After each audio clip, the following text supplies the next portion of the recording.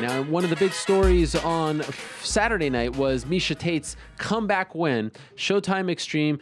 Fantastic fight. The fight of the night. She came back in that first round, Julie Kedzie really poured it on her. She came back second round, won that round, and then it got a little dicey in the third, but she was able, in a kind of sign of poetic justice, pull off an armbar win over Julie Kedzie on Saturday night. And she was also the star of the main card, or maybe the co-star of the main card, and we'll explain that in a minute. But she is joining us right now. Miesha Cupcake Tate is on the horn right now. Miesha, how are you?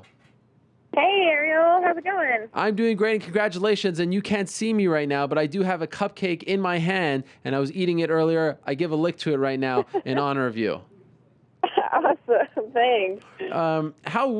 Before we get to the fight, what is going? I'm sure you heard about this. The shot where they showed you eating the cupcake, and it seemed to lasted forever. It was in between one of the fights, one of the rounds. It just went on and on. What were you thinking when this was going on? Were you enjoying the cupcake that much that you didn't notice that they were on you for what seemed like 10 minutes?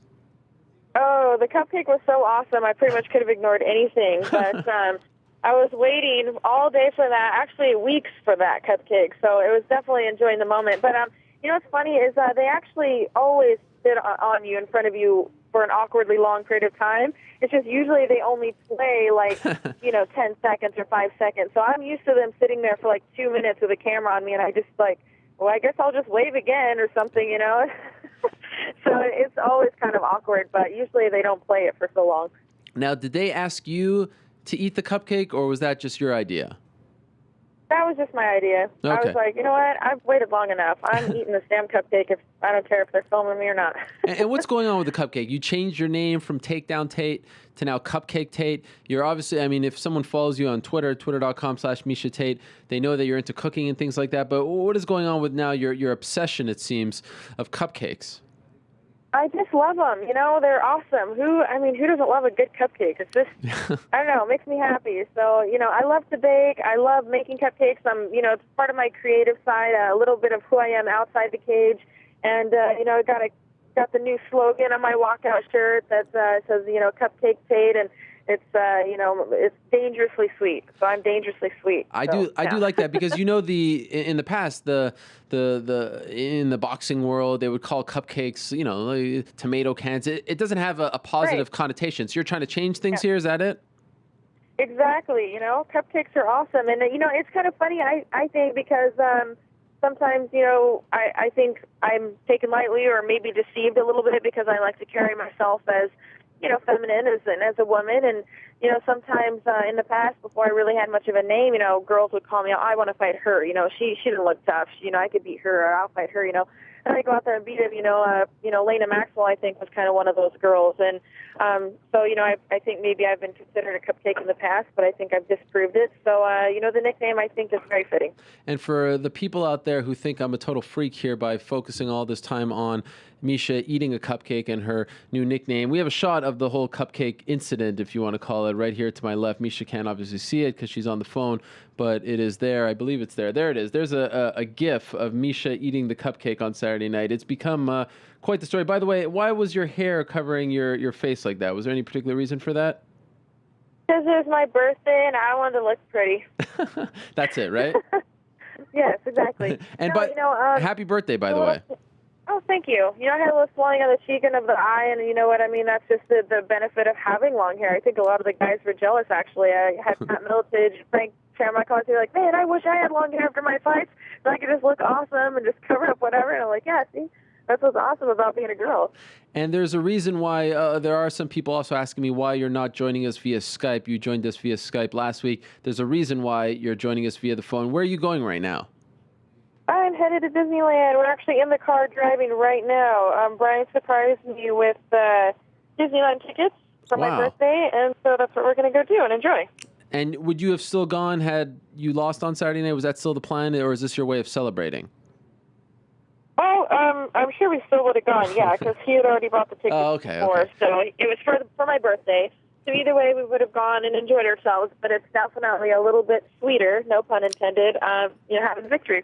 Okay, so let's talk about the fight. Julie Kedzie really came out guns blazing in the first round. She rocked you with some big shots. Her takedown defense looked fantastic. This was, as Mauro Ranallo said on the broadcast, the best Julie Kedzie we had ever seen. Were you expecting her to be that tough in the early portions of the fight?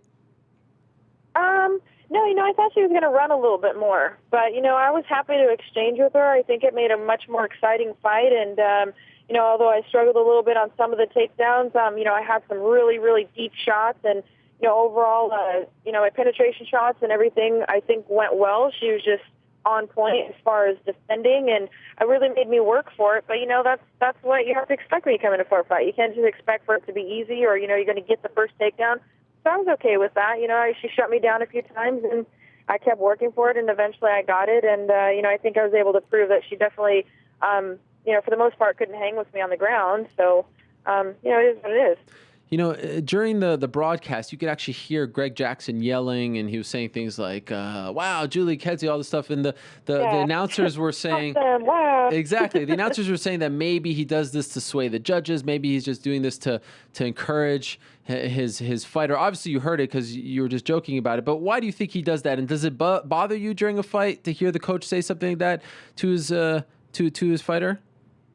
It was kind of weird, I have to admit, because he was so loud that I kept hearing him be like, wow, I'm like, why is he doing that? I found myself thinking about it during the fight. So maybe it did kind of, I kept hearing him corner so loud, and he's like, hey, she's going to do this, we're going to do that. I'm like, hey, how do you know that?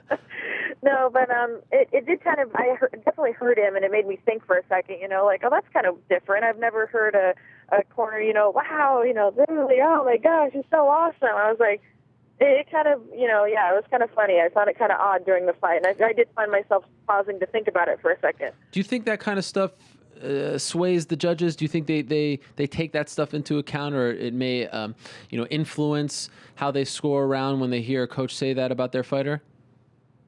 I think it certainly can. It's kind of an old tactic that a lot of the Thai fighters use. If you ever watch any old Thai fights, anytime their fighter gets like a heavy kick or an elbow, they explode and they make it so much more dramatic, so much more exciting, and they try to draw attention to the damage that their fighter is doing by, cheering very loudly every time.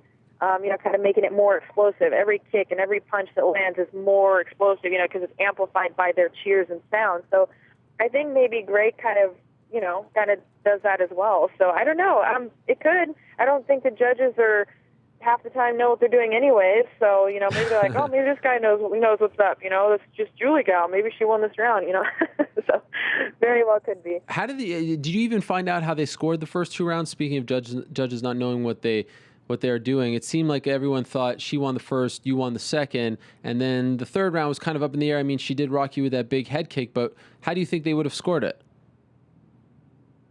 Well, I think it would have been first round her, second round me, third round I think was pretty, neck and neck, and then she got that head kick, and I think, if she hadn't, if I hadn't finished the fight at that point, it very well, the last round, she could have stole it with the head kick. She dropped me. She had, a good amount of damage, and that was the significant point up to that, point in the round.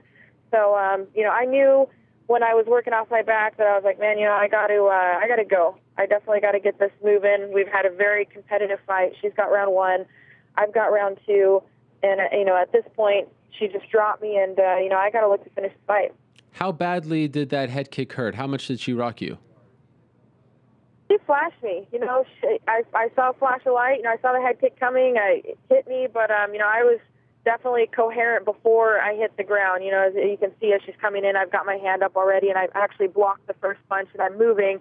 So, it didn't put me out, but it rocked. It definitely rocked my socks, and I was glad that I was able to gain composure so well and so quickly, and look immediately for the armbar. We called it poetic justice, and we just showed a photo of the armbar finish. Was that something that you planned? Were you trying to go for an armbar considering how your last fight went, or was that just something that happened and it was just a coincidence? It wasn't planned. No, it was just instinctual. It was something that was there, and I kept switching from one side to the other. I was trying to go for left side armbar, right side armbar, left side armbar, and finally I was able to get her hips offline with mine enough, and I was able to use the cage and go for the armbar, and it wasn't something, it wasn't how I saw myself finishing the fight necessarily, but like I said, if she leaves anything there, there's any opportunity to finish it, I'll go for whatever it is. Whether I went for the rear naked, I went for the guillotine, I went for a triangle, I went for an armbar in the end of the first round. I was going for subs left and right, and so it just happened to be what was there. By the way, when you were on the show last week, you mentioned how, you took the most damage back in March, but you were back fighting on the same card as Ronda and Sarah. And there were some people who said maybe you came back a little too quickly. Looking back now, do you think there was some truth to that? Do you wish you would have maybe stayed out, on the sidelines for a couple more months and thus looked better in your fight, or do you think it had nothing to do with it? Well, physically, I was prepared. I didn't feel anything wrong with my arm in the fight whatsoever. I felt great the training camp, no problems physically whatsoever. But emotionally and mentally, I think it was very draining on me. I think the rehab and the timeout and pushing myself so hard to make a comeback that quick was also part of the reason why, I didn't feel mentally and emotionally right coming into this fight. I didn't feel the passion and fire that I felt in all my previous fights, and I felt out of my element. I didn't feel normal in there whatsoever, and it was very strange. It was Really? Not a feeling that I enjoyed, and it's not something that I want to experience again. So, I don't really know what my next step is here. I think that the fight was great. I think it was a great fight. I think it was a poor performance on my part.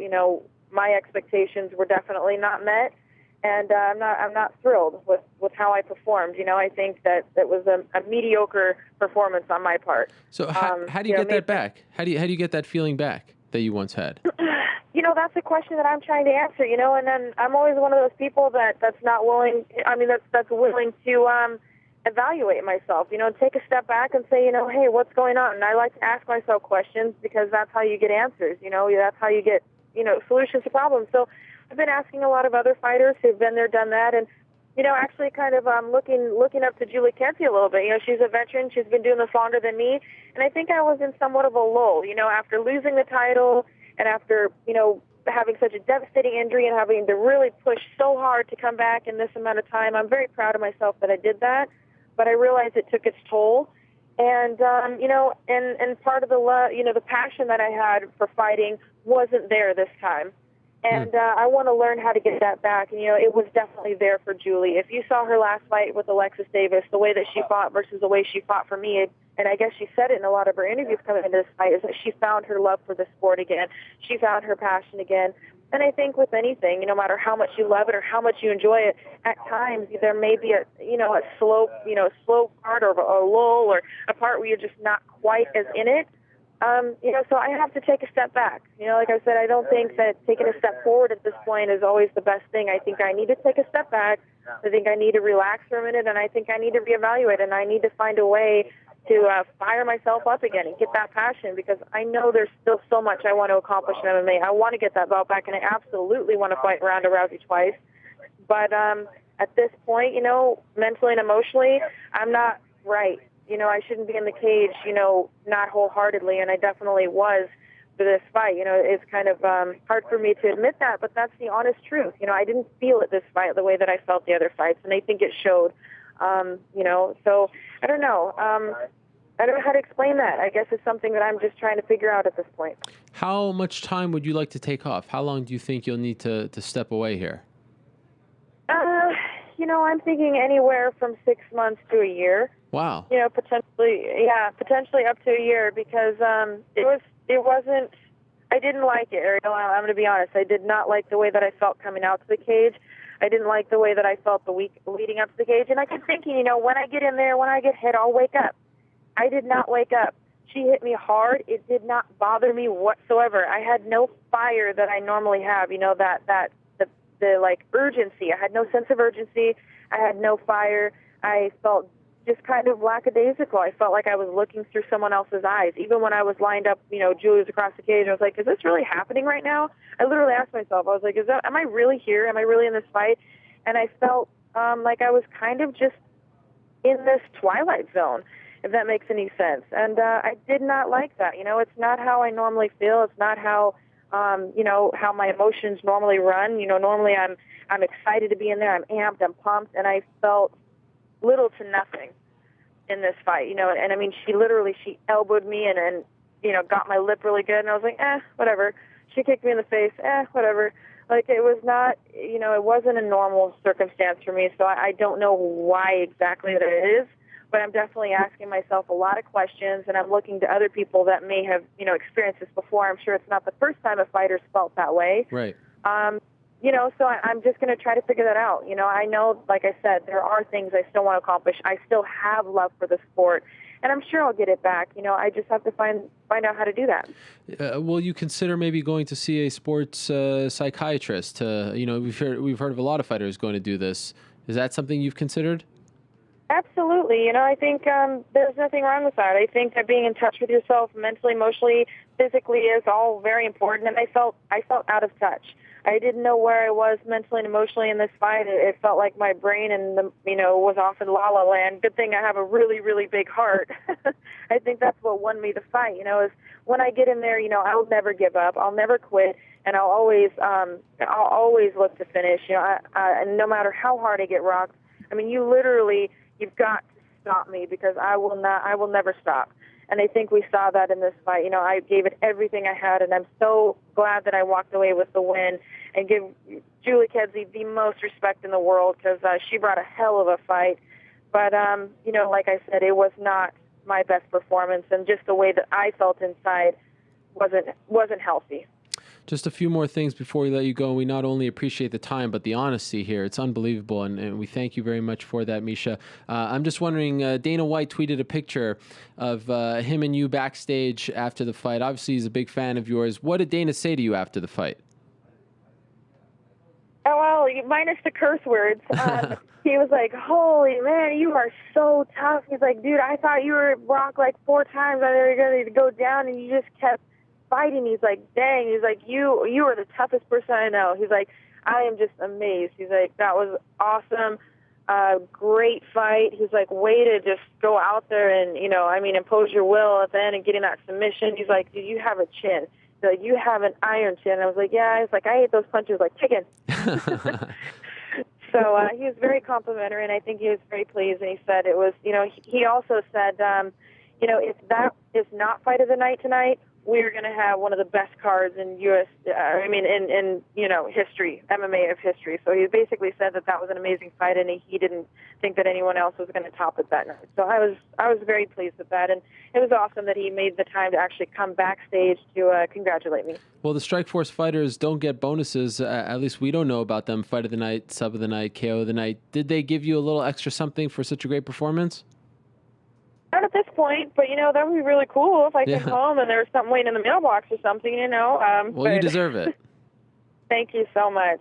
I think obviously the Strikeforce fighters deserve it. I mean, we've talked about this for a long time, but maybe this will help. Maybe with Dana coming to the events, maybe this will help change things a little bit. In the main event, Ronda Rousey defeated Sarah Kaufman. Perhaps you could take some solace in the fact that you have lasted longer than anyone with Ronda in the cage. I know that's not a really great silver lining, but it was considerably longer than anyone. Past the first minute, no one's done that. Were you surprised that she finished Sarah Kaufman that quickly? To be honest, no. No. I thought that was going to happen. I either thought she was either going to slice through her like butter, or she was going to, lose a kind of a boring or lackluster 5-minute round of Sarah just kind of pecking her apart and her being too afraid to commit. But I know that Ronda, when she gets hit hard, she's not the kind of person that shies away from it. She's the kind of person that gets more desperate for the takedown. So you have to, all things considered, I didn't think that Sarah was going to be able to fend it off for very long. And I knew once it hit the ground that Ronda had a huge advantage. So I can't say that I was surprised.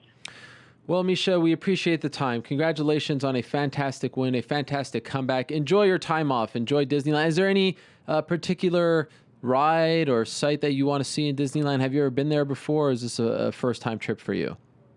No, I was there as a young teenager, but it's been quite a while. I heard a lot of things have changed. I'm just looking forward to the whole experience. I definitely want to go on Magic Mountain, the roller coaster ride, so I'm really excited about that. And I'd also like to give a quick shout-out to Autism Speaks. It's a program that I just recently got involved in. I'm sure you guys maybe saw it on my banner or whatnot, but it's just to raise awareness for autistic children and adults, all ages ranging. It's something that's kind of an epidemic. A lot of children are being diagnosed with it, and a lot of them aren't, unfortunately, that do have autism. It's something that we need to understand a little bit more, and as a society, I think, pull together and really support, because these people are really amazing. I'm fortunate enough to live in a household where my coach and his wife, their son is 15, and he has autism, and really an amazing individual, a lot we can learn, and, it's just something kind of close to home, and I was really proud to be able to work with them for this fight, and so, check it out. It's autismspeaks.org,